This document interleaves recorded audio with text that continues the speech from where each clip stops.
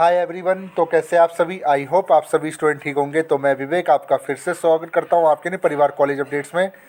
तो देखिए, आज हम डिस्कस करेंगे DU सोल या दिल्ली यूनिवर्सिटी का जो न्यू पासिंग क्राइटेरिया जो कि खुद SOL और दिल्ली विश्वविद्यालय के द्वारा बताया गया है, वो इस बार क्या रहने वाला है आपके एग्ज़ाम में। क्योंकि आप सभी को पता होगा, इस बार आपके इंटरनल असेसमेंट भी करवाए गए थे और आपका एग्ज़ाम भी, तो थ्योरी एग्ज़ाम जो कि हर साल होते हैं वो भी होते हैं।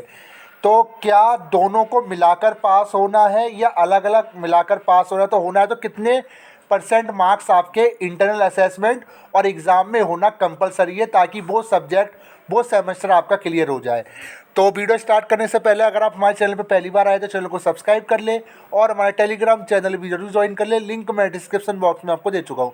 तो पहले तो मैं आप सभी को एक चीज़ क्लियर कर दूँ, आज की वीडियो DU सोल, जब मैं DU सोल की बात करता हूँ यानी इसमें दिल्ली विश्वविद्यालय के सारे कॉलेजेस कवर हो जाते, चाहे NCVEP हो, रेगुलर हो या सोल हो। तो आप सभी को बताना चाहूँगा, आपका जो अभी एग्ज़ाम आया है जैनिक इलेक्टिव का और डिसिप्लिन का, वो 90 नंबर का आया, यानी 90 नंबर की आपकी थ्योरी पूछी गई। और जो आपका इंटरनल असेसमेंट करवाया गया था सोल के अंदर, वो 70 नंबर का था। यस, जो 35 क्वेश्चंस आपसे पूछे गए थे इंटरनल असेसमेंट में, फिलहाल अभी BA प्रोग्राम के नहीं हुआ है, BA प्रोग्राम का होगा, but internal assessment all compulsory, मतलब कि इंटरनल असेसमेंट का इन्होंने 70 नंबर और आपका 90 नंबर की थ्योरी जोड़ी, यानी टोटल 160 नंबर आपको टोटल एक पेपर के लिए जोड़ा गया है, एक सब्जेक्ट के एक पेपर के लिए। अब सबसे बड़ा सवाल कि पासिंग क्राइटेरिया कितना है। तो देखिए, दोनों को जो आपके हो रहे इंटरनल असेसमेंट और आपका थ्योरी एग्ज़ाम, इन दोनों को अलग अलग आपको पास करना है। मतलब कि अगर 90 नंबर का अगर पेपर आया है तो उसमें आपको 40% नंबर लेकर आने, यानी 90 में से आपको 40% नंबर लेकर आने हैं थ्योरी के एग्ज़ाम में पास होने के लिए। और इंटरनल असेसमेंट अगर 70 नंबर का हो रहा है तो 70 नंबर में भी आपको 40% नंबर लेकर आने हैं, यानी कि दोनों को मिलाकर 40 लेके नहीं आने, अलग अलग पास होना है हर सब्जेक्ट में।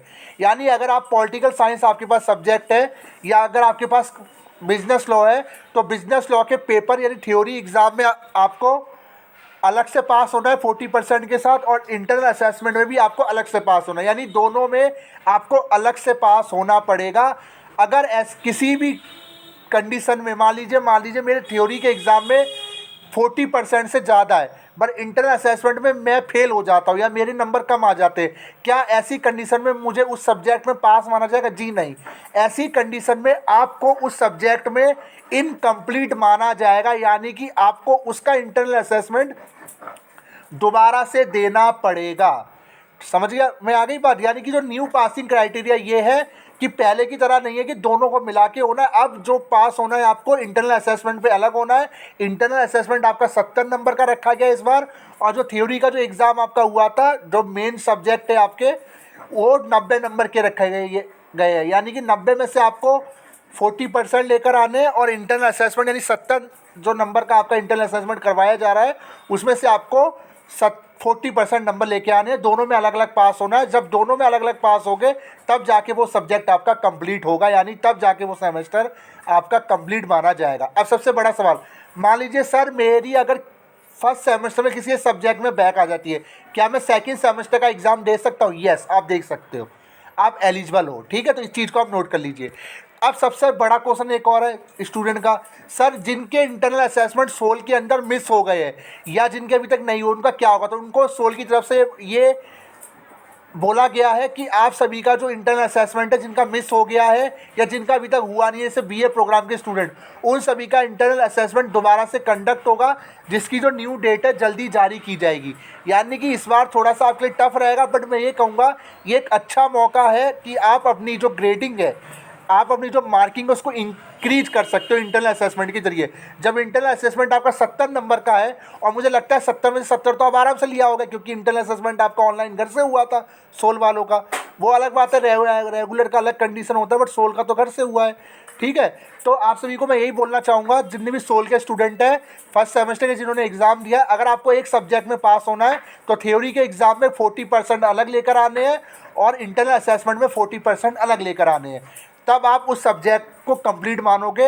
यानी अगर 4 पेपर आपके होते या 5 होते, अगर 7 पेपर आप दे रहे हो, अगर 30 नंबर का पेपर आ रहा है एडिशनल में, तो 30 नंबर में भी आपको 40% नंबर ही लेकर आने होंगे और इंटरनल असेसमेंट में आपको अलग से पास होना है, तब जाके वो सेमेस्टर आपका क्लियर होगा। अगर किसी में बैक आ जाती है तो इस कंडीशन में आपका वो वाला जो बैक का पेपर है, वो बैक का पेपर आपका 3rd सेमेस्टर के साथ होगा, 1st सेमेस्टर वाला, और 2nd सेमेस्टर के लिए आप बिल्कुल एलिजिबल हो। ठीक है, तो ये थी आज की वीडियो, जो न्यू पासिंग क्राइटेरिया जो सोल और दिल्ली विश्वविद्यालय की तरफ से बताया गया है कि इस बार आपको इंटरनल असेसमेंट में अलग से पास होना है और थ्योरी के एग्ज़ाम में अलग से पास होना है। अगर आप इंटरनल असेसमेंट मिस कर देते हो या फेल हो जाते हो तो उस कंडीशन में वो सब्जेक्ट आपका इनकम्प्लीट माना जाएगा, यानी बिल्कुल ER माना जाएगा, बैक माना जाएगा। यानी उस इंटरनल असेसमेंट आपको देना कंपलसरी और उसमें पास होना ज़रूरी है। अब आप जोड़ लीजिए 70 में से आपको इंटरनल असेसमेंट में से कितने 40% लेकर आने हैं, और आपका जो थ्योरी का एग्जाम है उसमें से भी आपको 40% लेकर आने हैं।